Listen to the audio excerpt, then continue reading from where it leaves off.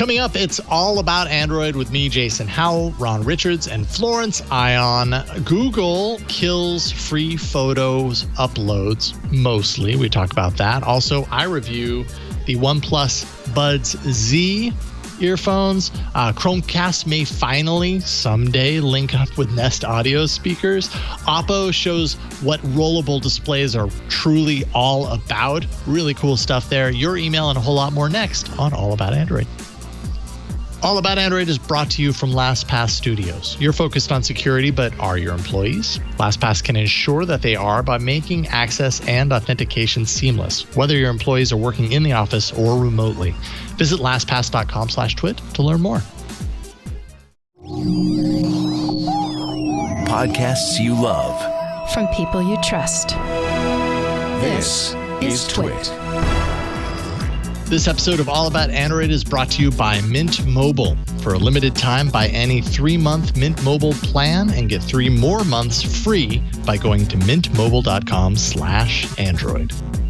And by LastPass. Give your IT and security leaders control of password security with the award-winning LastPass. Visit lastpass.com/twit to find out how they can help you.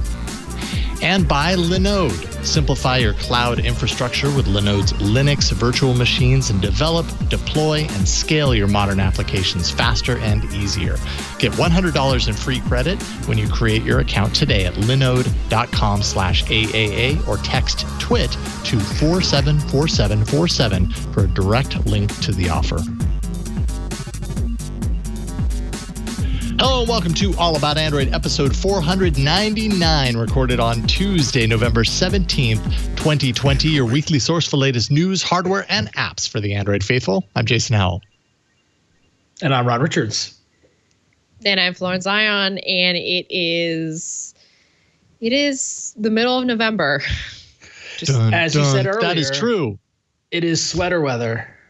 Sweater weather. Yeah, I'm like wearing probably the closest thing I have to a sweater. It's sweater-like. Yeah, that's Jason's winter wear. I've seen you. You usually at this time of year, Jason. I transitioned over to winter wear. We've been doing the show for 5 years together now, and I know this is the time of year where you start switching to Henleys. Yep. And Ron starts switching to long sleeve shirts. Nope. And Nope. No, I will don the hoodie before switching to long sleeve shirts. You will don the hoodie. I'm generally anti long sleeves, so messed that one up. But Flo, I appreciate that you noticed my transition into the Henleys because this is Henley. You do the Henleys. Yeah. I say this. It's true. I say this lovingly. It is such a California thing. I think that's why it sticks with me because I also switched to the Henleys and then the big, chunky sweaters. So. Look, I just like being comfortable, okay? Yes, sweater, Henlier weather. No, it doesn't work like that. Sweater weather. Sweater weather it is. We are flying solo today. We do not have a guest, but that's okay because we have a lot of news, actually, and a lot of well-balanced news. Got a couple of pieces of feedback from people that are saying, gosh, you guys spend a lot of time on hardware. And it's true, but there's also a lot of hardware happening right now. So I don't know. That's my excuse anyways. And to be honest, in general, I feel like, at least in terms of what's going on in the world, and we talked about this previously, but like, I don't mean what's going on in the world like the pandemic or anything, but I mean like what's going on in the world of Android. So the software side minus the OS updates are pretty stagnant. Mm-hmm. You know, with the exception of AR, with the AR experiments we've seen recently, I challenge someone in the community, in the listening audience, to tell us about some groundbreaking app that we didn't see, that we're not, you know, like the app landscape has gotten pretty what's the word I'm looking for? Predictable, stagnant. I want to say homogeneous, but I don't think that's the right word. But you know what I mean. Homogeneous. Yeah, homogeneous. Homogeneous. That is the right word. Yes. So it's tough because, you know, and we're going to talk about some apps in this week's show, but like we're relegated to Google is shutting down this app. or Google did this app, but like beyond that, and I'm sure there are independent developers who are like, no, I'm doing cool stuff and all this sort of stuff, but like where is the app that everyone is talking about, that everyone is using, that everybody's trying now? It doesn't happen anymore. So it's not and it's funny. And it's funny, though, because it's a trend. Last week, we were looking at the last 13 years of Android, and it is definitely a trend in recent years. And I do want to issue a correction. In fact, I want to give credit to at TexLabo on Twitter, who pointed out to me that none of us mentioned material design as one of our favorite moments of Android in the last 13 years, which definitely deserves a nod, because material design changed everything, right? And that was something to talk about, but we don't even have anything like that anymore. So, sorry, I'm ranting. Material design just keeps on materialing. I have to say, the material design thing, that's hard, because it's not a thing. Well, no, I know what I'm about to say, and I know how Ron's going to refute it, which is why I'm stopping myself. Ooh, say it anyway. That'll be fun. I was going to say that it's not something that you emotionally connect with, but then I was like, no, you do emotionally connect with it. But I don't think that's what I mean. I think I can visualize the Android phones more than I sort of can like previous versions of material, if that makes sense. Yeah. The different iterations of material design are more difficult to I get that. To delineate. Yeah. But definitely worth noting, because when it comes to Android as an ecosystem taking itself more seriously, material design, the transition to material design was definitely one of those moments where it was like, all right, we're putting on our pants now. And I mentioned TouchWiz last week, and that would have been a great way to sort of segue into material design, because what it did is that it brought a unification to Android to the point where Samsung had to sort of like fall in line and not just do whatever willy-nilly it was doing. So we do have a lot, I think that's a good postscript. That's a good one, Ron. Thank you for bringing it back. It's a good... Hey, I can't take credit. TexLabo on Twitter. He gets all the credit. And I mean, we should also recognize the fact that Matias Duarte, was undoubtedly listening to last week's episode and yelling into his totally Microsoft listening. Zoom. Yeah, totally. Rapturously, just taking it all in. He was like, "Why didn't you talk about my baby? Material design, that was my baby. You didn't talk about it." Sorry, Matthias. Next time you do a material design, whatever the next. If only Twitter were not so toxic, because at least a few years ago we could easily just reach out on Twitter about something, and now it's like, but will they see it? I am forever scarred by my one-time meeting, Matthias, which I'm pretty positive I told the story on the show, where I was at Google I/O and Matthias Duarte was there. And like I was kind of gobsmacked. I think it was one of my first IOs. It was like my first couple of IOs, and I was gobsmacked. So it was like, I can't even remember the question that I had one opportunity to like make an impression with Matias Duarte, and my question was as shallow as like, I really like material design. That's about as far as it went. And I could see, I could feel his eye roll, even though he wasn't eye rolling to me. So, anywho, I don't know that I'll ever have the chance to talk to Matthias again. And if I do, I might just shy away from it. That's how I feel about that experience. Anyways, let's talk about some news. Why don't we? Burke, cue us up. Always coming to you in original quality. Here's Android News. Yeah. See, this is what I've learned doing this show year after year after year. It doesn't matter who's in the position to potentially do the news bumper. If they start off like shying away from the news bumper, there's always a point that they cross over. At some point, eventually, they embrace it and they start going. Burke's going. The news bumper really brings out greatness in our team. And so it's like Burke is going to be a better person at the end of this experience because of the news bumper. You're welcome. You're welcome. So, yeah. You're welcome. You're welcome. All right. So this was big news. I saw a lot of people getting in on this one. Google Photos is going to stop offering free unlimited storage to users. Photos uploads will begin charging for any storage space beyond the 15 gigs of free storage that's included with Google accounts. These changes actually take place on June 1st, 2021. So anything uploaded before June 1st in high quality will still not count against the 15 gigs of default drive storage. Current Pixel owners, because Pixel owners have since day one with Google Photos been the recipients of free storage, be it original storage, original quality, but that free storage went away a couple of years ago, but still maintain the high quality storage.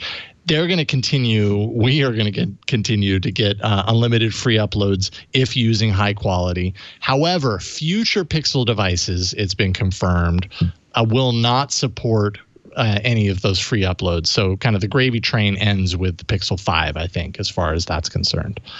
What was funny was my wife got the email from Google about this and was like, oh, Google's going to start charging for Google Photos. I was like, not for me. And I completely dismissed it. And then like an hour later, I got the email. I was like, oh, well, wait a minute. This is something. Right? This is something that's happening. Yep. But I am on Google One. My legacy Gmail account that is not public that I've been on since back in the beta days ran out of space. And so I was forced to go into Google One. So I'm already paying that. So like, and that's what my Google Photos account is associated with. So like, I'm good, I think. And I'm a Pixel owner. Yeah. I mean, right? you're good, right? You're good until you decide to, I suppose, upgrade to a newer Pixel, at which time all of your photos, whether they're high quality or original quality, will count against your storage space. And even then, you're still good until you run out of space in your Google One account. And you have to upgrade to the next tier. Right. Which let me do a check to see where I'm at with that. But I think I'm going to be okay. Burke just highlighted Google One pricing is not changing. That's true. I mean, and the pricing is pretty reasonable it's pretty reasonable all around. I'm on the 200 gig Google One plan, so that's $299 a month. And the way I figure, like, for $299 for backing up a bunch of my data to the cloud and not having to stress about it, like, I'm cool with that. Although I will say I did a Google takeout of my photos library. That's a fun one. It's more than a terabyte of photos that Google is holding on to for me. So I ended up with 19 50 gig zip files. Well, what I think is interesting is that so I'm at 62.6 gig of my 100 gig use. So I mean, it's funny because I'm like, I still got 40 gig, but now I'm like sweating because I'm like 40 gig, like 10 years ago, 40 gig would have been it's like more storage than you'd ever need. But now I'm like, I think I'm gonna fill it up quickly. But also, like, if you're a Google Drive user, have you noticed that annoying pop-up that they've been reminding everybody that the trash settings are changing? Yes, we get it. And like, so here's a larger question: is the unlimited storage banks of Google did they hit their limit? Yeah, I mean, that's a good question, right? Like, I mean, Google's been doing this kind of free thing for 5 years, I believe. It's a good amount of time. You know, it just really, what it does for me is it reinforces just the fact that when we do what we've been doing, which is keeping, our data in somebody else's cloud, at any point those rules can change, and we just kind of have to, I mean, I hate to say it, we kind of have to be okay with that, because in the case of this, like, Google's been holding on to a terabyte of my data for free. And so I'm not going to complain about that. Like, that's crazy that for 5 years I've been storing that much. Do we have to be okay with that? Well, I don't know. I mean, I guess the flip side of that is Google, monetizes on our data in other ways. So is this double dipping? I've seen people complain about that, and I don't know. I mean, I guess it kind of is. I think it's frustrating. Like, at first, I was really rolling my eyes at the numerous memes that were coming out and just how far some people were taking this. But then I realized, it is sort of frustrating. A couple of years back, I uploaded every photo that I have, every digital photo that I have in my possession, to Google Photos so that I'd have it everywhere so that they could I could take advantage of that great search algorithm. I can, every picture from any year, I could just like bring it up, no problem. It really is like having the memory files that are in my brain, having them in sort of digital form. However, it's sort of frustrating now down the line to think, well, yeah, the stuff that I uploaded with the Pixel is not going to count against that ever, theoretically, for a lifetime. It's never going to count. Yeah, totally. But what about all the other stuff I keep adding? I just recently switched to OnePlus, and we're adding more people to the photo albums because there's like shared photo albums now that people are really investing in. And it's become this like little social network gathering. And I get the idea of Google One and how that's supposed to all integrate. But as a consumer, I'm just sort of frustrated that I gave all of these photos to help build this wonderful machine algorithm to be able to identify anything at the drop of a search term. But now years later, I have to really think about I have to really think about what I'm paying for again. And I have to keep going through this cycle and keep thinking like, well, where is my data going to be stored? It's like having a bunch of physical stuff and having to move storage sheds, Totally. And it's such a pain in the butt. And I feel the same way about it digitally because it's something that I have to manage. It's time. It's something that I have to devote time to. Yeah. That's my argument. Yeah. And honestly, for too long, I mean, I know personally I was lulled. It's something you used to worry about when managing a local hard drive. Right. And then the cloud has instilled this level of confidence / luxury / relaxation where I literally haven't thought about this for years. So, yeah. Now I had something I have to think about on top of everything else that I have to think about. It's annoying, and it's also just kind of now I'm understanding too why people are really complaining about Google killing things, because now that I'm giving more and more money to Google, I'm realizing that this could be the status quo for anything else that I sign up for in this ecosystem. Like I really have to start thinking about, am I going to have to like pay for this down the line? Like, is this just a test bed that I'm a part of right now? And it's setting a precedent that I don't like. Whereas I feel like a company like Apple, just to bring up an example, is just up front and says, we need you to pay for this iCloud storage. Here's the tiers. Boom, boom, boom. And just sort of expect that as a part of the experience. Yeah, I mean, comparing against iCloud, right? Like if you do a free iCloud, the free iCloud storage, from my understanding, is 5 gigs. Google gives you 15, so already they're giving you a whole lot more. When I think of this service storage, like kind of like what you were saying, Ron, this is a problem that I never really spent a whole lot of time thinking very much about because it just was the way it was. But when I really think about it now, would I really expect any company in the world to provide a service like this for free in perpetuity forever?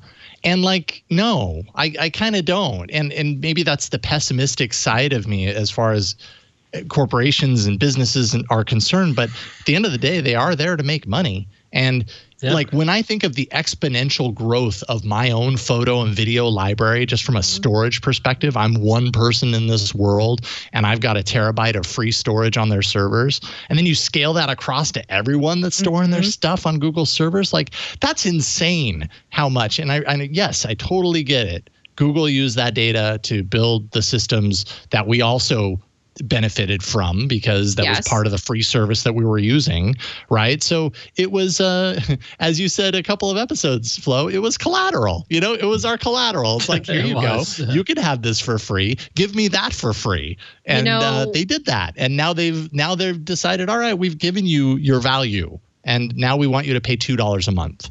And you know personally, what? This makes me. We've been talking about this a lot. It started with the whole Google Play Music turnover. And I feel like this is another place where this really could work, is just you got to have that home server. You got to have your stuff locally stored. There's got to be, I really want to crack the nut of just how to get everybody into this idea because we've just been sold all this like cloud storage, just pay for it, just put it away. You don't have to worry about it. But I feel like it is time we hit the stop button, just the way that life has sort of forced us to hit the stop button this year in 2020 and reclaim that data. I'm very serious about this because we kind of forgot that we have to take stock of it, just like anything tangible. So that's my campaign for 2021. That's your platform. That's fair. I think my platform. It's a good platform to be on, I think, for sure. Fair enough. All right. Well, this next story, I think we can unite around because this would be a great feature for all, as far as I'm concerned. It would be a great feature, and gosh darn it, it would be a lot more easy to implement than having to get around the whole home group situation. Totally. So we're talking about Chromecast devices and the fact that they may someday be able to integrate with Nest audio speaker just like that without you having to go in and do all of this magic. So a Google spokesperson actually confirmed this feature is in the works to the Wall Street Journal. So a nice, good, reputable source there. Now, Amazon devices and Apple devices, they can already do this. So it is really about time to just get something that's a little more fluid than the aforementioned home group situation. I have gotten that to work, but it's weird.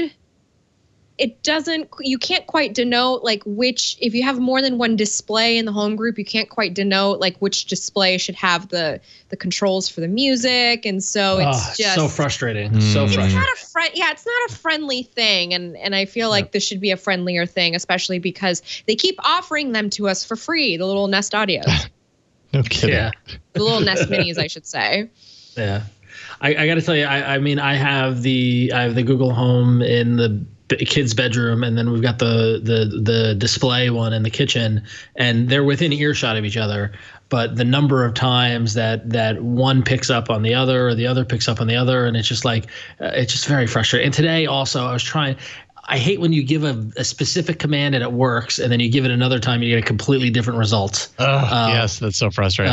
And especially when you're trying to get your kids to calm down and you're just trying to play the damn Frozen soundtrack and you get the Portuguese version for no reason on YouTube Music. Like there's just too much. It's very frustrating. So anyway. I have to add just this little tidbit. This is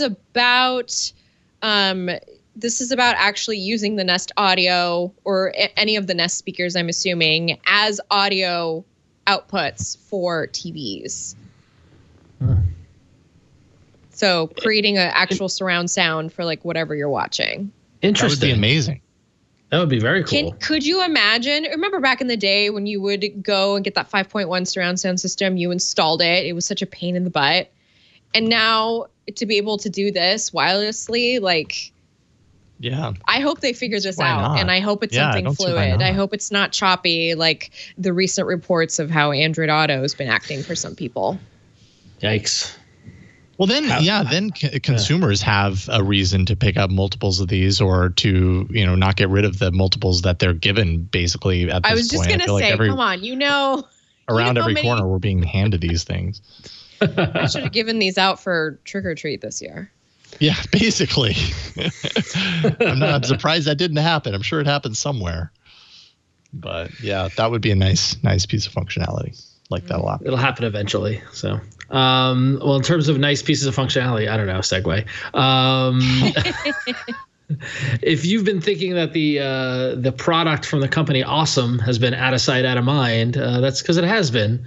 If you remember, OSOM, which stands for out of sight, out of mind, which is just a horrible, horrible name, is the company created by the folks from Essential, minus Andy Rubin, and it looks like in late 21 is when we might finally see what they're going to be coming out with. CNET wrote about how OSOM's main focus will be creating a privacy-minded smartphone. With plans to release more than half a dozen new products over the coming years. Sounds a lot like Essential, everybody. And they're all meant to give users control over their data, and they are not targeting ultra premium users. So that's all very interesting, but like the dozens of products is exactly what Essential said. So it's not exactly, but like, remember Essential announced the phone and the home device and all that sort of stuff. It's a lot of, like I'm a big fan of don't announce something until you're ready to actually ship it. And I feel like Essential made that mistake. But then also like we've seen the privacy-minded phone before, like the BlackBerry Priv and other devices. So do you guys think that OSOM will be able to figure out the privacy phone where others haven't? I mean, is this even something that has enough of a market to feed a startup like this? I think at best, I don't. Ron, how these things are in like Silicon Valley. You just kind of you put something together and it's like best case scenario, we'll have a viable product. Worst case scenario, somebody buys us up and snatches us and rolls us into something else. So thinking. I mean, when I think about the market for privacy focused, blah, blah, blah, insert product here, it's not like privacy and security hasn't been a big component of people, been on people's minds, consumers' minds.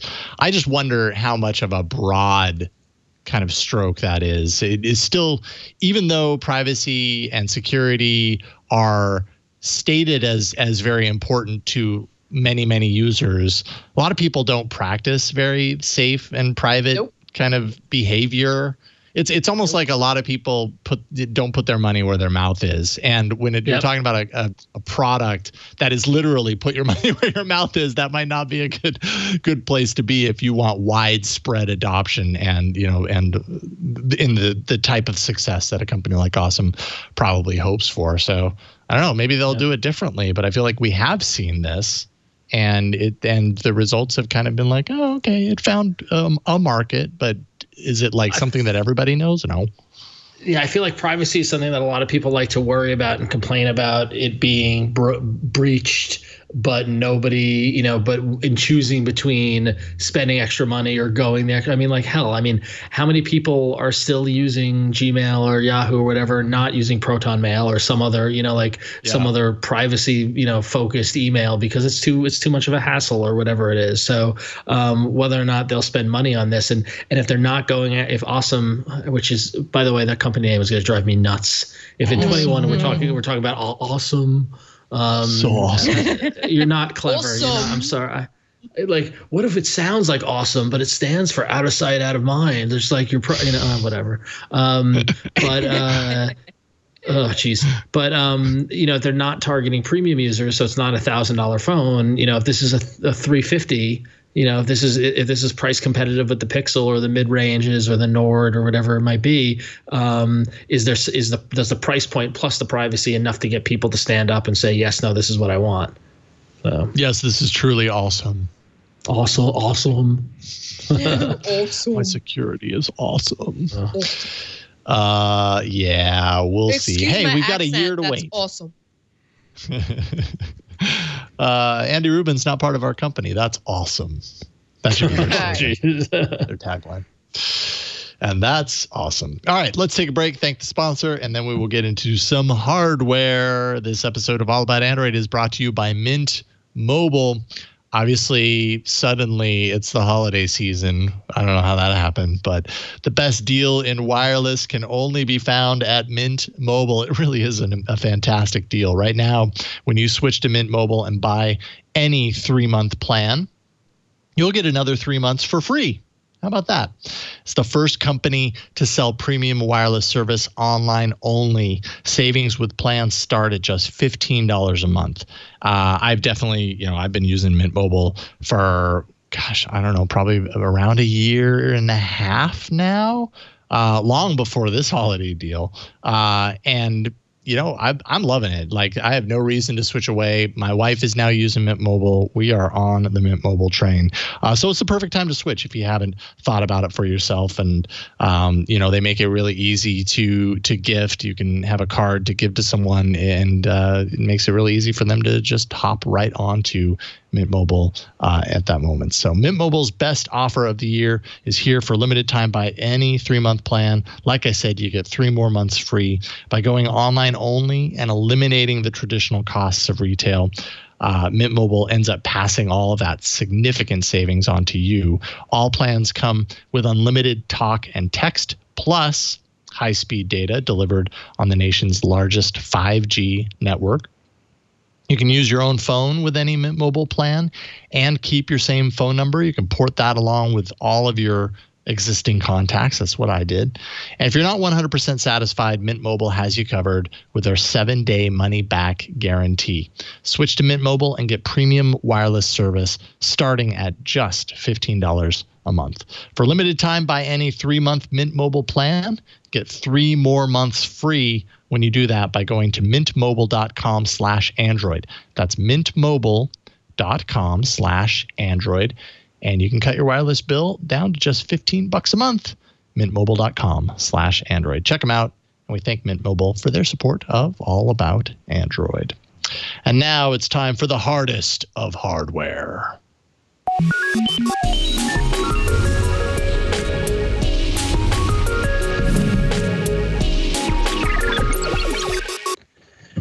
The rolliest of hardware. I got to tell you, I think we're talking about plans for 2021. Rollable phones. It's my new jam. I'm feeling it.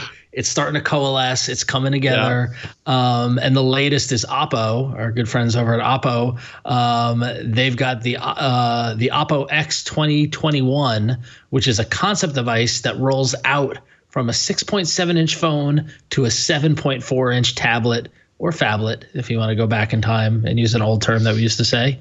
It's got a rolling mechanism that's handled by a powertrain called, get this, the roll motor.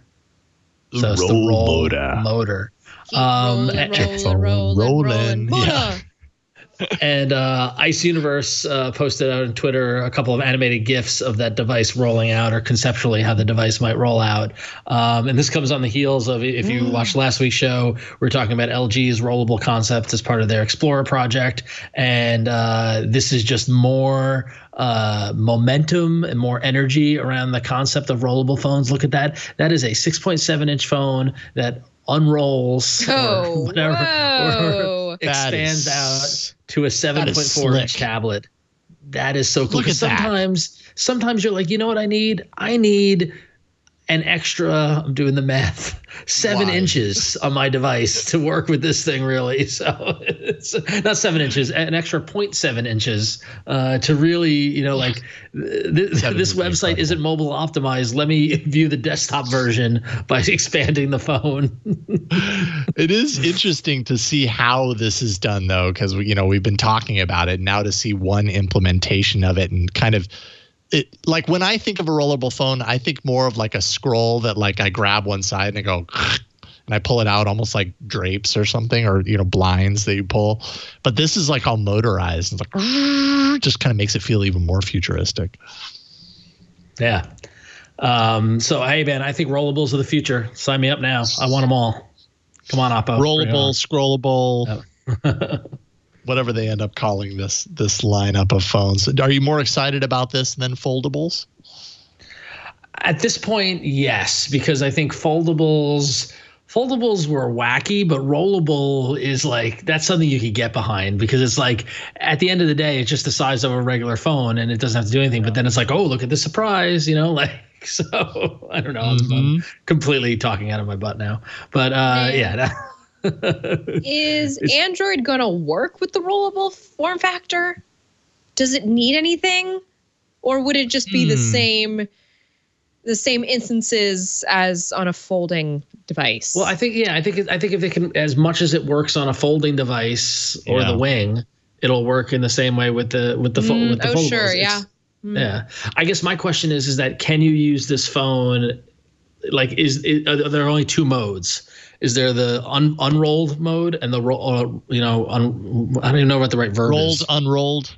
Or is it like a garage where you can open it halfway?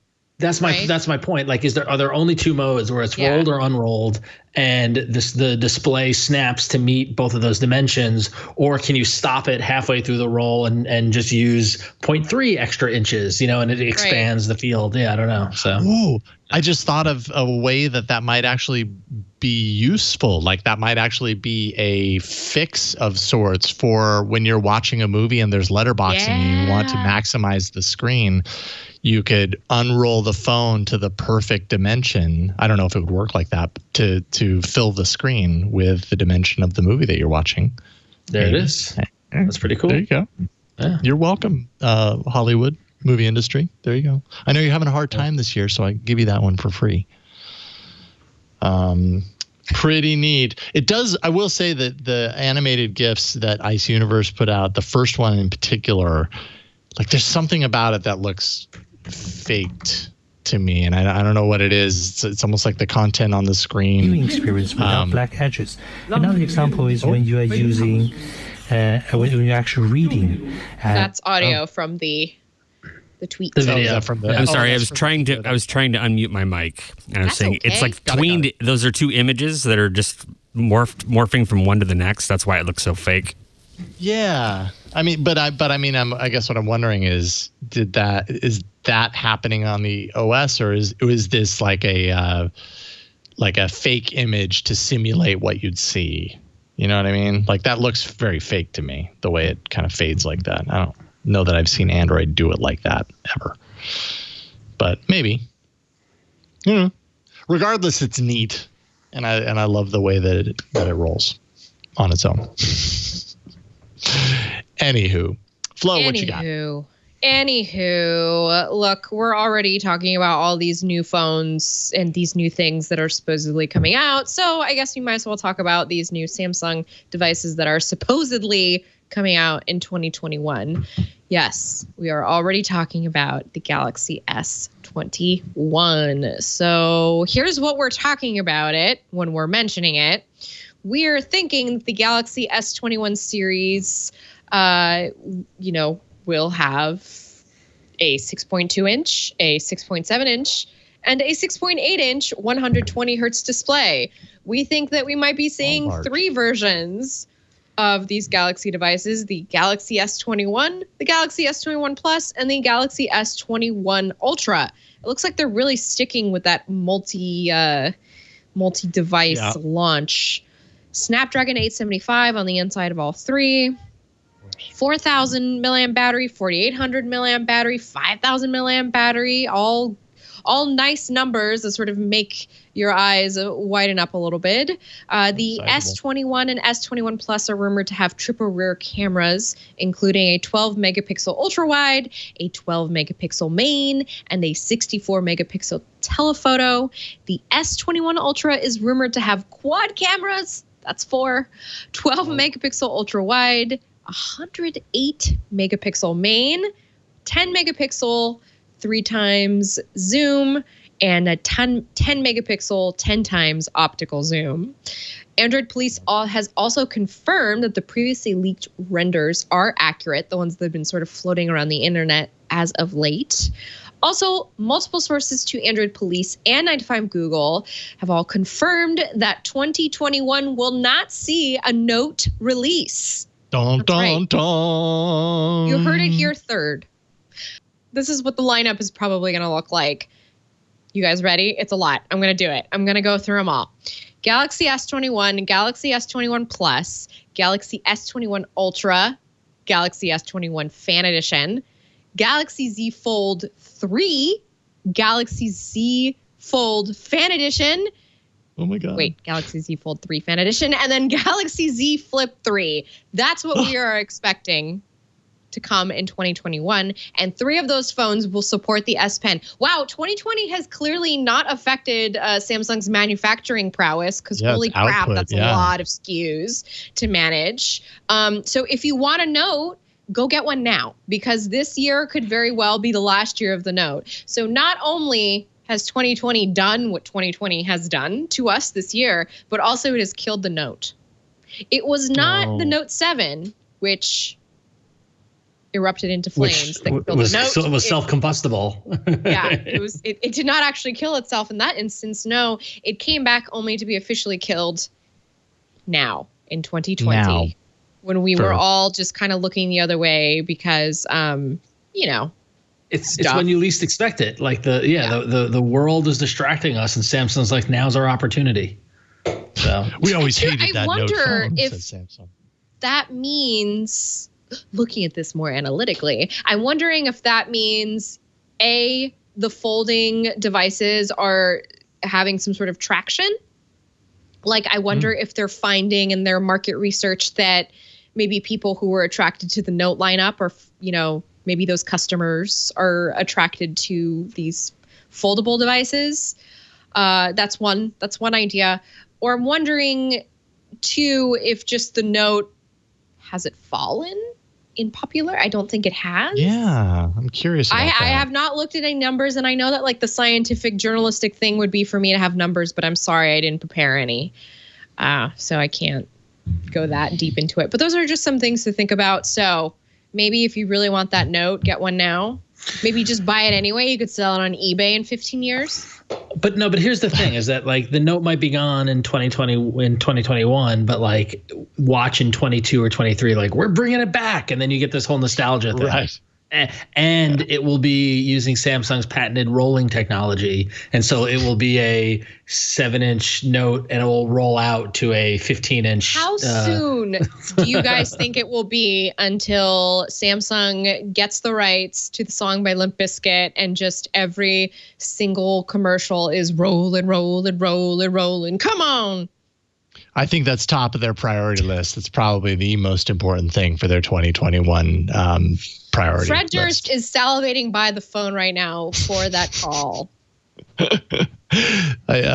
think he was on Celebrity Rehab, actually. So maybe that's, I don't know. Anyway, that's what's going on with Samsung. There we go. Yeah, interesting that the Note would go away, but that there would be phones in the lineup that support the S Pen. Like I want to understand that a little bit more. Is that, oh yeah, we've got those S Pens, and if you happen to have one of these new phones, sure, it'll support it, but we're not doing S Pen anymore? Or is that the Z Fold 3 has an S Pen embedded in the device, and this is the new Note? Or is it that the Galaxy S21 Ultra is the Ultra device, and it's the one that has the S Pen? You're absolutely right, Jason. And I hope that there's a check coming your way because you just figured it out. Cool. Just figured it out. It doesn't work like that, though. But okay. Listen, we need to manifest checks right now, okay? Everybody could use a little stimulation financially. So that's what I'm trying to manifest. But I really think I think you got it, because that Fold, that is the ultimate form factor for the S Pen. So, although the flip side on that is the Fold display, like there's something about a Note display, the rigidity, the glass aspect of it with a pen, that I wonder if you're like an artist, let's say, that uses the Note for art, if that rigidity on the glass is better for getting like fine-tuned details compared to the kind of the cushiony sort of approach that you get on a foldable display. That's why I'm wondering if maybe it's not the foldables. Maybe it's the Ultra. 2021 could be something else. Yeah. Oh. Nothing safe. Stay tuned, guys. Look forward to it. You know, I'm really missing like the device cycle. You know, we used to always just I know it's just stuff being announced, like who cares, can you, whatever. But well, we didn't say who cares, but I do kind of miss this sort of excitement over these little things. So maybe, you know, I think this sounds like a good strategy. This is good. A little change is good. That's the whole point of this year. We were forced to slow down and sort of like trim and recalibrate. And I look forward to seeing what happens to the Android sort of phone market because of this. I think what this proves is Samsung is human, just like you and me. Oh, sure. Well, you know, like they said, corporations are people. So yes, this is further proof. They're just proving it every step of the way. All right. I'm going to give you a rapid review of the OnePlus Buds Z, which I happen to have right here. So I don't know if you heard about the Buds Z. These are the wireless earbuds that OnePlus released a couple of weeks ago. I think they finally went on sale, and I've been using them for a couple of weeks now. They are not expensive. These are $49.99 for Bluetooth wireless earbuds. The OnePlus the OnePlus Buds Z.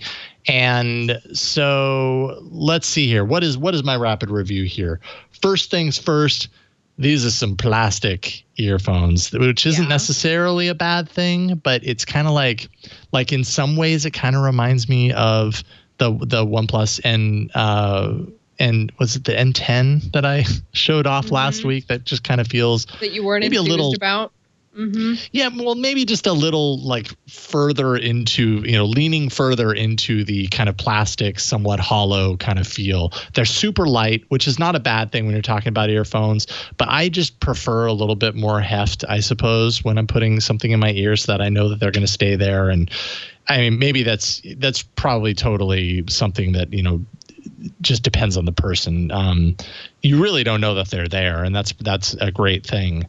But I don't know. Sometimes I want something a little more substantial in there. But but you can see they're done in the style of AirPods. You have to give credit where credit's due on any earphones that look like this, because Apple's AirPods, to my knowledge, are the ones that did it first, and then there have been a lot of people, a lot of companies out there trying to replicate that.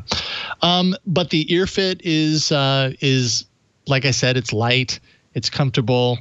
Maybe prefer a little bit more weight to it to kind of fit in there and know that it's locked in and everything. But I never had a problem with these falling out of my ears or anything like that.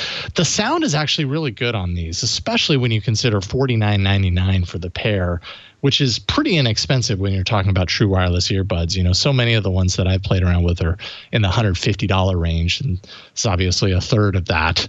And the sound, I would say a little heavier on the low end. So if you like low end in your music, you're probably going to like the accentuation that you get out of these. Mids and highs, I'd say they're clear enough. It kind of lacks a little bit of excitement, though. It's almost like sometimes I want them to be a little crisper than they end up being, but it's not necessarily a bad thing. That might be seen more as like a flatter noise response. I just wanted a little bit more detail that I wasn't always getting. Overall, I'd say they sound pretty great when you consider the price point, especially. Battery life, per bud is at around 5 hours. And I mean, I'm just at home using these things for bits at a time. So I never found myself in a position where like it died on me because I'm always keeping them stored in the case. The case keeps another 20 hours of charge. I found that to be fine, but competition for these earbuds, many of the other earbuds out there allow for another couple of hours, per bud of battery life. So if that's too little for you, like I would understand compared to others out there. But again, $50. So keep that in mind. The case has a USB-C charging port for a pretty fast charge. The case is not wireless charging capable. So that's a cost-cutting measure, undoubtedly. I will say about the case, like I feel like a case on these things is pretty important. You want it to be sturdy and durable because you're taking these around with you. And the lid it kind of just feels a little delicate, like it's a little plastic hinge that I could just see one wrong move, and this case is looking like Frankenstein potentially. So keep that in mind. You want to be really fragile with it, or very careful with it, because I just get the feeling that it's kind of a fragile case from that perspective. One missing feature is very expansive tap controls. A lot of these earphones, they have different detailed programming methods of programming different tap controls for turning the volume up or, skipping tracks and everything. And here it's somewhat limited. You have to double tap to skip to the next track or answer a call, and you tap and hold to reject a call or turn it off. And that's kind of it by default. So, volume changes, I had to turn to my phone. If I wanted to pause my music, I had to pull this out of my ear. It does detect that, but it'd be nice to be able to just reach up and tap it to do that. But again, I'll keep coming back around to this. I think that's a trade-off that I'm willing to give it because it's only $49.99. Finally, I would say that pairing was super easy. This does support fast pair on Android, which is essentially the way that works is, it's next to an Android phone. You just open it up, and then on your Android phone, you get this little notification with an image of this and just says, hey, do you want to pair this? So you don't have to do the Bluetooth dance and hold down a button on the back, although you can do that. You shouldn't have to, though, and it paired very easily for me. So overall, I'd say $50. Kind of the right price point for these earphones. And, sure, in some ways they feel a little hollow, kind of on the cheaper end, but they deliver on the sound for the most part and comfort. And so I think they're worth checking out. A good stocking stuffer since we're so close to the holidays. I was So OnePlus Buds Z. I should probably put one in my occupied ear just so that you can see it. I mean, as far as like the form factor, like this is not my preferred method of in-ear wireless buds. Like the AirPods thing will forever look weird to me. The little stem, it just always does, and I can't get over it. I realize everybody else has probably gotten used to it, but I still haven't. But hey, if that's your bang, then there you go. OnePlus Buds Z. Buds Z. Buds Z. Buds Z. Oh, the buds. The OnePlus Buds. Yeah, I'm not a big fan of the stem design, but I like the color. I like the. Oh, yeah. Burke is also reminding me. So this is only really applicable if you're watching the show tonight or getting it on podcast immediately after it publishes. But apparently OnePlus has been touting that tomorrow, that's Wednesday, November 18th, they are going to sell, from my understanding, they're going to sell out their OnePlus Buds, not these, the like upgraded version, for $1 a piece. I don't have any more information as far as like how that's going to happen. But I imagine this is why you need to watch the show live for when there's flash sales like this, so you can pay attention the next day and get your low-priced OnePlus Buds for $1. So there it is. I mean, $1 for any earphones is probably worth it just to have a backup. Yeah, just to try it. Yeah. I never got a chance to try the OnePlus Buds. Again, these are not the Z. This is the step up. But I have to imagine $1 is a good price for them. It's going to cost more to ship them. So. Yeah, I was going to say. Yeah. No kidding. All right. So let's take a pause and thank our next sponsor, because this episode of All About Android is brought to you by one of my favorite applications I use on a daily basis, LastPass. And listen, we know you can't trust your most valuable data with just any company. That's why LastPass has been our choice for identity and access management. And no joke, it has been my choice for many, many years. I've got my wife on LastPass now. I live and die by LastPass. Just today, I was laughing at someone because they were complaining because their keyboard was broken, and a Mac keyboard, the keys stopped working, and it was screwing her up with passwords because you can't see what you're typing in. I'm like, I never type passwords anymore because I have LastPass. But luckily, I'm not the only one. LastPass has been named a leader in the G2 Fall Grid Reports, a leading peer-to-peer review site that provides unbiased user reviews on leading software solutions. Of the 746 customers that have left user reviews, 93% of LastPass users rated them 4 or 5 stars. And what is it that makes LastPass so unique and vital for your business? IT and security leaders can take back control of password security. They'll have the control they need from a central dashboard. Businesses can customize admin privileges, ensuring that any given admin has only the right level of access. You'll gain company-wide visibility that shows you actual progress. No matter your organization's source of truth, LastPass integrates to onboard users, sync groups, and revoke access. LastPass allows actionable insight for admins. Access security scores. You can see real-time readouts of your business's password hygiene and track improvements over time. And these are important things. Us daily workers at jobs might not realize how important it is, but having solid passwords and secure data is so important. And having our admins have the tools they need helps us do better business. Admins can review the audit reports, build compliance, and maintain accountability with detailed reporting logs that tie actions to individuals. And for every employee, you can view their password scores, gain access to shared accounts, monitor group memberships, and more. Your company can enable and require MFA, make logging into different sites simple and easy while still being secure. And one of my favorite tools with LastPass, the built-in password generator, creates long randomized passwords that protect against hacking. And you even can adjust how many characters or what it uses. Like it allows you, even though it is a random password generator, I feel like I'm adding a little of my own personality to it every time I use it because I change the settings.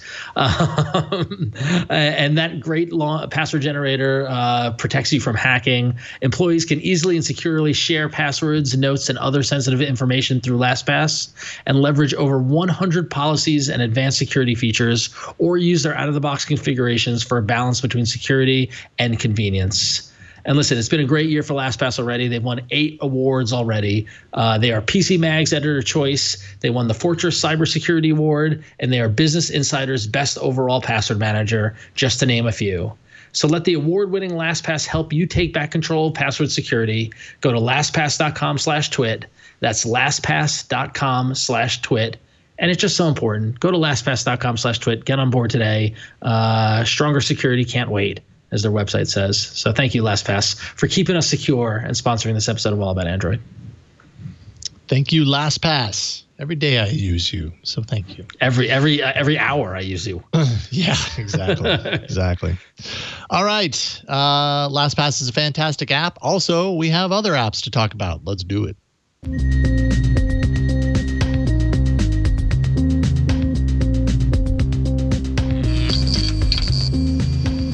So last week, I was totally bombarded by a notification dutifully reminding me that the Play Choice Awards are here and it is time to vote. So if you are thinking of participating in the Play Choice Awards, you know, it is a lot of fun.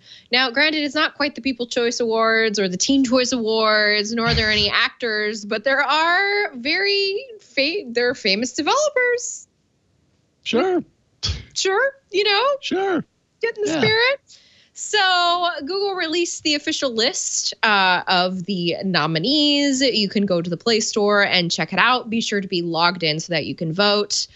The categories include movies, books, games, and apps.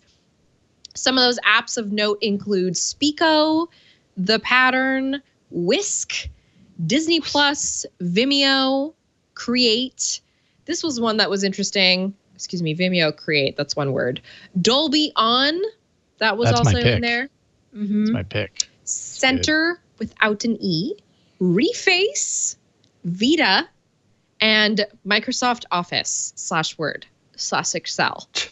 So I was happy. Going back to our earlier conversation when the Users' Choice Awards 2020 involve Microsoft Office. Yeah. I mean, that said, I know there. Microsoft. Hold on, I'm getting there. I'm getting there. So I want to say, like, I was going through some of the nominees, and I noticed in particular the movie section was very just like on brand for 2020. It was quite like just this huge indicator that the movies that people were watching at home were the ones that could not make it to the theater. So that's why we have Trolls. It's like, I guess, you know, Bill and Ted Face the Music, right? Birds of Prey. Just a lot of these movies that were unfortunately people were unable to go to the theater and see, and they had to get it through Google Play. And now you get to. I do have to say, for these movies, though, I mean, Parasite won the Oscar, but Knives Out is a delightful movie, and I strongly recommend it to anybody. So, yeah, this was supposed to be her year. The woman in the movie, I forget her name. In Knives Out, that one. Yeah, I don't want to like continue to talk about it because anybody who hasn't seen it, I don't want to spoil it. But yeah, don't spoil it. I need to see it. I keep meaning to, and I keep forgetting. You know, it's so good, Jason. You can totally watch it with the kids. Actually, there's it's not that bad. Actually, no, you can't. Really? There are some scenes. Never mind. Is there? I will say, there's language, but there's no real sex or violence. Actually, I can't remember if they showed, like in flashbacks, the violence, because it's supposed to be like Clue. Yeah, I mean, it's probably not. I mean, his kids are young. I mean, yeah, no, it's probably not for kids, to be honest. Anyway, voting ends next Monday. So if you want to vote in these User Choice Awards, go vote. I voted a little bit here and there. I didn't really know most of the ones besides like the book section is the one where I really recognize a lot of books, but everything else was kind of like the apps, or the games too. The games are an interesting study. The games I was lost on. The games are an interesting study because they don't mirror the rewards that are offered through the Google Play rewards, I think is what it's called. They don't mirror the stuff that's offered through the Google Play Pass. So if anybody listening plays any of the games that are featured on in the Users Choice Awards, please write us, let us know. I'm really curious. if you play any of those I games. haven't really heard of any of them. I want to know. I looked at it and I was like, I don't really. They all look the same. I guess all the thumbnails. My just fear, and I'm speaking from an honest place. My fear is that some of these games may be farmed, and that's why they may be, Okay, I'm going deep in conspiracy, but Wow. Careful. ad farms, anybody? Just churning out those 3 cents a hit. I'm just saying. Could be. Don't know, but maybe. Yeah, all I know is I looked at the games list and I didn't recognize a single one game. Yeah. So, I mean, Yeah. I recognized the word Disney on one of them, and that was about it. Yes. And then the apps, like I was happy to see Dolby on there because I use that all the time. Like I love that app, and it's really well done, like well made. It is weird that Microsoft Office is in there. Like I get it. People love Microsoft's app, app capabilities and Android and everything. Do they love them? It feels like there's no. It's because it feels like there's no editorializing of this versus like a People's Choice Award. There would probably be some editorializing. Well, and this is the problem with this voting. They do it every year because they just throw up some apps with no context and what is it about this? Like, did the Office app get a major redesign this year and implement some sort of functionality? Like, to your point, I would rather have four less apps to vote for and have a little bit more of context for the ones that are actually nominated than randomly throwing these up, because I'm just going to make fun of. I'm going to dunk on Microsoft every chance I get. Mm-hmm. Mm-hmm. Yep. Yeah, I mean, I would say that yes, that's probably why Microsoft Office is in there, because they did do a big kind of relaunch of it and integrated all of their things into one app. And even in the days of the Arena, we brought a lot of Microsoft apps into the Arena because of the kind of the interesting, cool things they were doing and everything. It just feels like the obvious vote getter here. So I kind of hope it doesn't, because if I was a third-party developer, I'd be like, oh, great. You let that guy in here. That guy's going to take over. That Microsoft guy's going to run away with everything. I downloaded Reface to try it out because, of course, I'm still like lured into face swap stuff. Haven't in a really long time, but I saw that's what this was. And I was like, oh, I'll check it out. And I just launched it. And I don't know if you heard, but the loudest ad in the world played, which is not a bad thing. I just wasn't prepared for it. No, I didn't actually. Okay, good. Good microphone. So anyways, I haven't had a chance to play around with it because I have to get around the ad. I have to watch the ad, and I'm doing a show, so I'm not going to watch the ad right now. That's fair. Good call. Yeah. That makes sense. Let's see here. Do you remember this thing called smartphone virtual reality when everyone used their phones for virtual reality all the time, and it was like super successful? Do you remember that? Yeah. The promise of the future. The promise of the future, throwing our phones on our faces and seeing fake 3D. It went away essentially. What was it? It was just last year the Daydream support was discontinued. It actually ended with Android 11. Google open sourced Cardboard 1 year ago. And so along those lines, the app that you may remember, Expeditions, which was an app that was tailored for classrooms, actually a really cool idea. They would send a kit to the classrooms with like a tablet and then a bunch of phones and a bunch of cardboard viewers and a router to manage it all. And then the class could go on like virtual expeditions. Essentially, they could go to travel around the world and all be in VR in these faraway destinations. Well, that app is going away. No surprise there, but just kind of the, once again, another nail in the coffin of smartphone VR, because this was a really cool effort that Google was doing. The tours themselves are actually moving into the Google Arts and Culture app. I don't know that it's going to be VR there, but the tours themselves will be there. And the dedicated app itself is going to be removed as of June 30th, 2021, which might actually be the same date that the free storage from Google Photos and all that happens. So June 20th, it's a dark day. 2021, lot happening in Google world on June 30th. So there you go. Sorry, classrooms. No more travel for you. Do you remember earlier in the show when I said when we talk about apps, it's going to be about Google shutting down some sort of app? Yes. I did not know this was in the rundown when I said that. I just want to be clear. So I'm glad that my prediction about app news was correct, that it involves something getting shut down by Google. So yeah. Indeed. So true. Yeah. Well, I believe I also said that when we talk about apps, it's going to be about something Google's doing to one of their apps. And here we are. Google is going to be holding an event tomorrow, November 18th at 9:30 a.m. Pacific, 12:30 p.m. Eastern, all around Google Pay. They're going to be announcing a new Google Pay app that is designed to help you improve your relationship with money. Because if there's anything Americans need is to improve their relationship with money. Right. And does it I give me money? To you. Can we talk?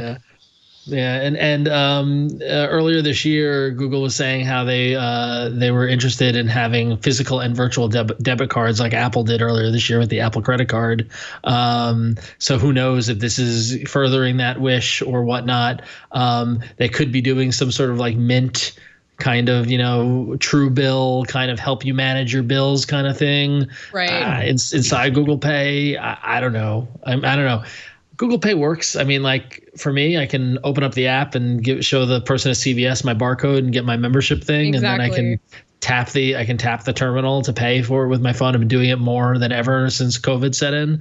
But yeah, so let's see what you got, Google, but don't ruin Google Pay for what it already does well, please. That's my one wish. Yeah, right.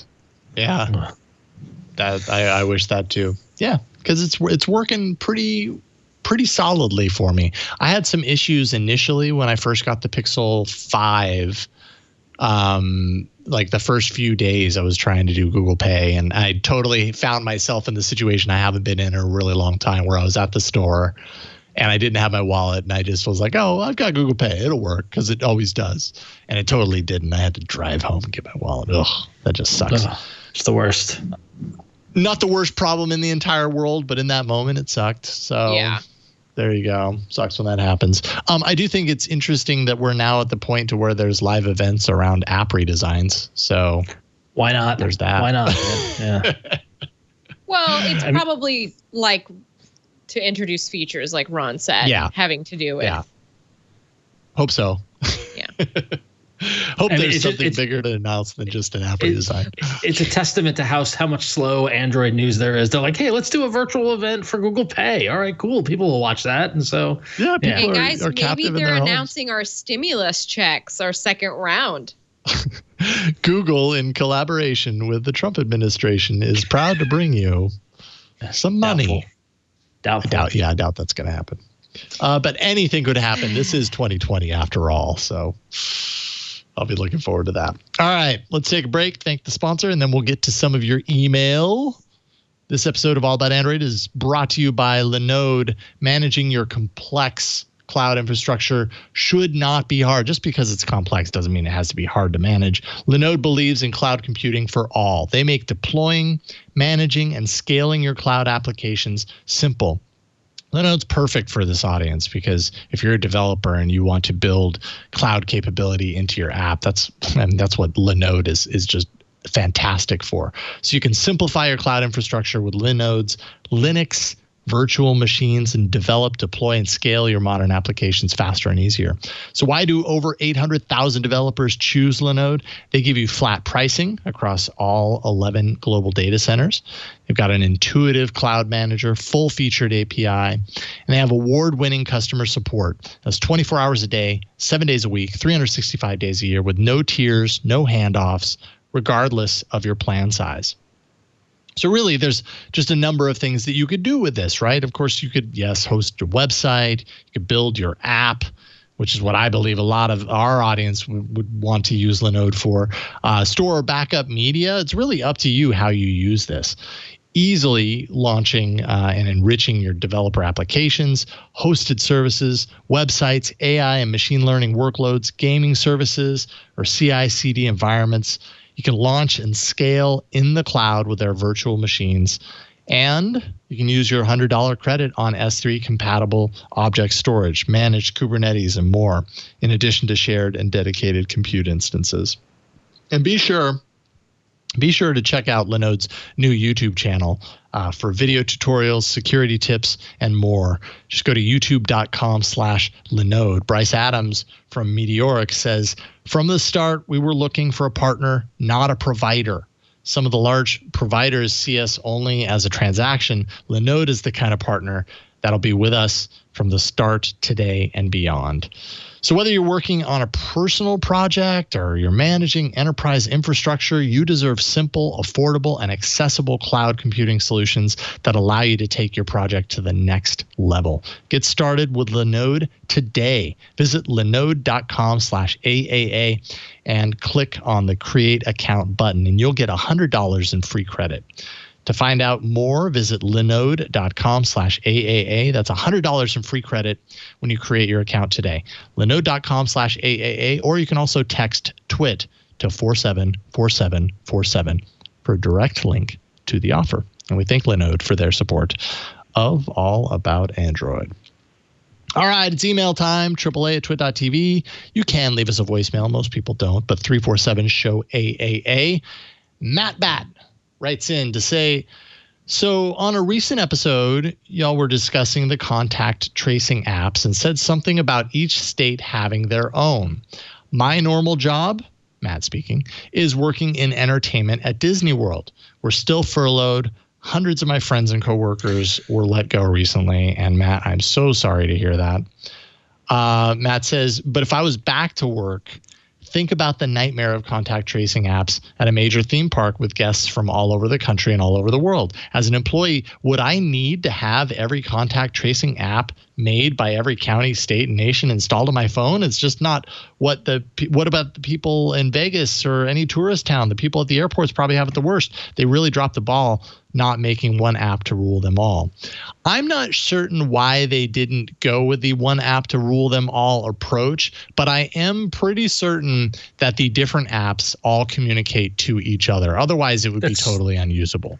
Well, that's the point of the API, right? I mean, it's the idea that the state's app is tapping into the API that Google is providing, and on the iOS side that Apple's providing, that's tapping into the anonymized data, the awareness of people that we have that is affected by it. So my assumption is that if I were, and I wish I could go to Florida and go to Disney World, Matt, so much, but if I travel down, I would still keep the New York app. But if I encountered someone who's been exposed to it through the API, it will tell me that. That's an assumption. I don't know that for sure, but isn't that the whole point of it, right? Yeah, that's kind of the point, right? Like the idea is that everybody would be using whatever app is local to them. And again, I'm not entirely certain why it is a localized thing, especially when from my understanding, you go overseas and it's less.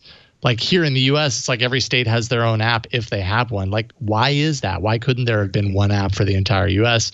I'm not entirely sure. I don't have the answer for you there. But it wouldn't be much use if every app only spoke to the others using that app. So I don't think it works the way you're thinking. I think whatever app you have running, it's tapping into the same kind of network to understand that you've crossed paths with somebody else using another app that's using the same API like Ron described. And at that point, great, there's been a match. Both sides are notified or however that works. So otherwise, wow, that would be such a messy and pointless thing, I think.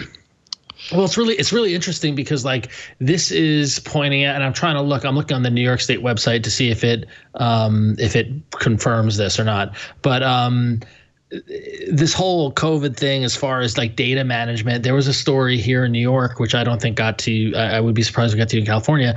But there was a spike at Oneonta. college in upstate New York, right? Where like, and this is earlier in the fall in September, where a bunch of kids went to a party and someone had coronavirus and then it spread and there was a spike and the president of the school had to shut down because they didn't handle it well. Or president of the school had to quit. I mean, he was forced out because they didn't handle it well, all that sort of stuff. But what happened was that a handful of kids from college who reported getting coronavirus at Oneonta in New York, their insurance and all of their personal information was their home address on Long Island. And so there was enough kids that went to school in Oneonta that reported having coronavirus that caused the numbers of their hometown on Long Island to show a spike when there were no cases in that town. Right. And so like this is the issue with data tracking, data management, is that like your card in the system is tracked to where what you say is your home address. But if you were working remotely 6 hours away, right. So like this is pointing out a whole bunch of holes in how we track people and all this sort of stuff. And it's cumbersome and it's frustrating. It's going to be it's harder. It's very hard to get right in those specific kind of situations. But the idea is that if they get enough of the population at a more widespread enough number, it's the macro is safer than the micro. You know what I mean? So yeah. And Scooter X in chat is pointing out that the pilot has rolled out in California now. Like I've got the pilot app on my phone. I've had it for about a month now, but it's the pilot, and we're as you said, Flo, 9 months into the pandemic. I wrote that in the chat. Yeah. Yeah. You mentioned that in the chat, and like I don't know how effective this actually is. Which is not to say don't use it and don't do it, because I personally believe that the more people that buy into this system, the more effective it's going to be. I just don't know how effective it has been, and part of the reason is because it's just kind of confusing for people, I think, to know, like, why are there a bunch of different apps? Like, it doesn't make a whole lot of sense. So I have a feeling it will. Something has to unify. I don't know what's going to happen the next couple of years. Nobody does, but I'm thinking about how much work there is on legislating tech right now, just in all different sorts of facets. So I'm wondering if there will be any sort of movement to bring some sort of unification in a public health sort of sense with the pandemic that we are experiencing now, and just thinking about how that might. There are people right now who are totally incubating ideas related to this right now at home. And I don't think, I'm sorry to say it, and I know this is a very cynical point of view, but I don't think this is going to be the first pandemic of our lifetime. I'm a little worried about what's to come, and I feel like this is something, they're going to try and do something like this for the public good. So I hope there is some unification down the line. Mm-hmm. Yeah. Indeed. All right. Thank you, Matt. Flo, you got the next one. Okay. Changing gears here a little bit. Let's laugh. Let's laugh about something. Remember last week we were laughing about the Galaxy Fold 2 that got swapped out for some fish? Andy writes in and sends a video, actually. In reference to your recent email about the Galaxy Fold 2 that got swapped out for some tinned fish, I just got a block of cheese instead of my iPhone 12 mini. I know you ask, Pixar didn't happen. Well, I have a video, I guess. It was delayed a day, I guess, while the delivery man switched out the phone for the cheese. I've contacted Apple support. We'll see what they say. So here we go, and it says, well, I can't show you, but it's come from Synchro whoever. Okay, yeah, open the box. Don't buy your phones from Synchro whoever. And it's just mild cheddar, by the way. Very short version for those of not watching the video, it's just mild cheddar. Yeah, that's just it. Mild cheddar. Couldn't have even been sharp cheddar. It's nothing fancy, not even like a manchego or something. Just kind of like, I can't even use it. It's the cold chain. Mild cheddar. I mean, a mild cheddar, that's a thick, dense block. It's got some weight to it. It's not a light cheese. So Velveeta is not a light cheese. That's true. Yeah, Velveeta is not cheese. I did air quotes for the video feed. Yeah, you did. Anyways, Andy, thank you so much for sending that in.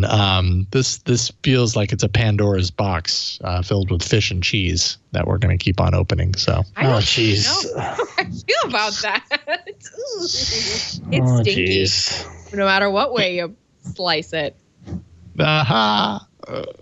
Sorry, this is cheesy. Let's move. Oh, jeez. I really think the only way we can recover from that is by doing the email of the week. Yeah. And this week's email of the week. Thank you. Comes from Gwen from Pennsylvania, who says, I had a panicky situation last night of smelling smoke in my house. I was running around trying to find the source and found my wireless earbuds charging case smoking and melting. And I believe we have a photo of that for our video viewers. Fortunately, I was home and there was no damage. I don't know if the device was defective or if I may have plugged it into a charger that was too powerful for it. This made me reflect on your conversation about whether devices should ship with their chargers. Could grabbing random bricks to use on any device lead to mismatch and potential hazard? And I want to believe that in this day and age in 2020 that we are protected from that sort of scenario. But I gotta say that you really should charge with the charger that comes with the device, because yes, this could be a hazard and could happen, especially for, depending on the brick and the cable and all that stuff that you're using and the device itself. There, our video viewers can see the photo that Gwen sent of the burned cable end and the melted port that it was plugged into. You might have gave too much power and juice to a small device with a small battery that just overheated and melted down. It could have been defective. I don't know for sure, but generally I try to keep the cable I try to keep everything paired just to be safe, because that's what it's meant to be, and that could be a hazard of not shipping with a paired power brick and cable. You might have either too much power or in some cases too low of power. You might have a power brick that doesn't give enough juice and it takes forever to charge your device because you don't have the right match in the power side. I don't know, Jason, you know more about this stuff than I do. What do you think of this? No, I was going to say I couldn't have said it better myself. Like, yes, absolutely. I would say in general you should pair the device with the charging brick that comes with it. And I do not practice what I preach. I've got so many cords and cables and bricks floating around my house. Mix and devices. I'm just always looking for one plugged in that's close to me so that I can plug my phone or my kid's tablet in so that it's charged and everything like that. So I do not practice that, but it's smart to be aware of that, especially when you're talking about, like, I've had some power bricks and some cables that are like unlabeled things, might be some random thing, random piece of technology from China or something. Like, if it's unlabeled, if it's not like a Samsung charger and it's insert generic name here charger, then you just got to be careful. You got to be aware of it. And certainly this can happen. And I'm happy that nothing worse than this happened, because that's scary. That's really scary. Super scary. Not fun. Yeah. Not fun at all. Super scary. No, and I'm also curious the brand of the earphones, the headphones, Gwen, because who knows? Everyone was trying to zoom in and read. Know, right? I'm not going to lie. Well, and it looks like that was a OnePlus cable as well. Yes. So the red cable. So I'm wondering if it was a OnePlus power brick as well, which those tend to be pretty beefy, right? T10 model. Let's see here. Tozo T10 true wireless earbuds. There it is. That's what they are. Tozo, Tozo. Well, so that could be it. They're $30 earbuds, which is not saying anything there, but I mean, yeah, I mean, it just could be. I've seen earbuds like this that have 3 different names on Amazon. 3 different like manufacturer names, and the product images are exactly the same between them, which tells me that there is a manufacturer that is just like has made a bunch of these and is throwing them to anyone that wants to put their label on them. Yeah. That might not be the best approach when you're looking, at investing in earbuds. So So the lesson here, though, is not only to use the cable and brick that comes with the device, but in case you want your email featured on All About Android as the email of the week, a near-death or safety issue will always get you in as the email of the week. So, or thank you, Glenn. Sometimes fish in the box that you thought was a phone will get you in as an email of the week as well. Or mild cheddar. Either way, Gwen, we're glad you're okay. We're glad your house didn't burn down. Thanks for writing in. And everybody else can write in to us at AAA@twit.tv. That's AAA@twit.tv. We want to hear your horror stories for sure. So Indeed. All right. We have reached the end of this episode of All About Android. The last episode, ... before episode 500. Mm-hmm. Wow. Was that dramatic? That was dramatic. Yeah. 500 is next week. And so we're working on some special stuff because, 500 feels special. Feels like we should do something just a little different. So we're working on some things. So you don't want to miss it. Don't miss it. Especially you, Flo. Don't miss next week if you can help it. Okay, I'll try. Okay. What you want to talk about? What do I want? I mean, what I really want to talk about is not what we talk about on the show. Okay. So instead, you could go to florenceion.com and you could just read what I want to talk about at florenceion.com. There we go. Just kidding. I want to talk about Android, but I like to talk about other things too. Cool. And that can all be found. Yeah. My Tamagotchi died on me, by the way, during this show. So during this show? Was it plugged into the wrong? Was it plugged into the wrong cable? No. It's like, where is it? You can't see it because it's like the black and white one, and they're so hard to see. But anyway, it's a little egg with wings. So when that happens, do you give it a proper burial, or what do you do? No, then you press A and C and you restart, and then you get a new one. Oh. Yeah. Because the whole point of Tamagotchi is you want to collect all the different monsters, even though it entails killing them too. Oh, okay. You got to kill your monsters. I understand. That's what they say. Thank you, Flo. Anyway, until next week. Until next week. Ron, what about you? What you got to talk about? Yeah, so as always, you can follow me on Twitter and on Instagram at RonXO. But I've mentioned here before, working on a fun startup called Scorebit for pinball machines, and we had a little bit of an announcement yesterday. I'm happy to share with everybody the Jersey Jack Pinball, which is the second largest pinball manufacturer in the world. They just recently came out with a new Guns N' Roses pinball machine. We are very excited to announce that Scorebit is now integrated with it. Completely free of charge, no hardware needed.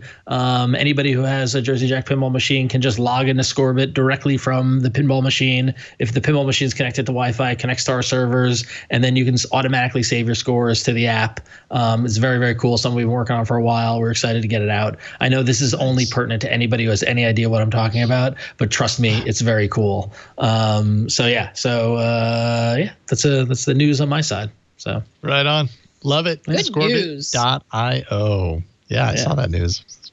I was thumbs upping online. Did you have any idea? Any idea? It's just all words that made no sense to you, right? It was just I knew that it was good news and it was your good news, and so therefore I thumbed up it. Oh, thank you. Have I played a Jersey Jack pinball machine? No, but I'm sure that I would really enjoy it if they are very good. I will give Jersey Jack credit. They were the first manufacturer to put LCD monitor displays in the back glasses. It used to be just a little couple of rows of dots, of pixel dots. And Jersey Jack, they came out with Wizard of Oz. So I want to say, maybe 8 or 10 years ago. But they used full motion video, and their whole operating system's running on Linux. Like, it's way forward. Is probably the most innovative forward-facing pinball manufacturer in the space currently. And the new Guns N' Roses machine looks awesome, and it's got all the music and all video stuff and very cool stuff. Yeah, I heard the Jersey Jack was not the drink that you wanted to try when you were in New Jersey. I cannot confirm or deny that. Okay. So. Okay. I guess I might be wrong then. Burke's heard things. Speaking of Burke, thank you, Burke, for pushing buttons. Thank you, Burke. For being there for us behind the scenes. We appreciate it. Also, big thanks to Victor for helping out behind the scenes. Victor. Turning around this show so that you can listen to it and watch it here in a few hours. Let's see here. twit.tv/HOA for Hands on Android. My last week's episode was, as promised, all about using Google Takeout to take out your Google Play Music library, format it in a way that Plex likes, and then put it onto a Plex server and own your cloud, your music cloud. So I show you how to do that. Go to twit.tv/HOA to find out. If you want to get a AAA shirt, it's the holidays. Buy that All About Android fan in your life, which I know there are many in your life, a shirt that they can wear whenever they like. twit.tv/store, and you can find all the hip threads sporting All About Android goodness. Go there, twit.tv/store. I'm old. Don't forget, wear a mask, save a life. And that's it for this week. Thank you so much for watching and listening. We publish this show every Tuesday evening at twit.tv/AAA. That's where you want to go to subscribe so you don't miss next week's episode 500. Thank you so much for watching and listening. We'll see you then on All About Android. Bye, everybody.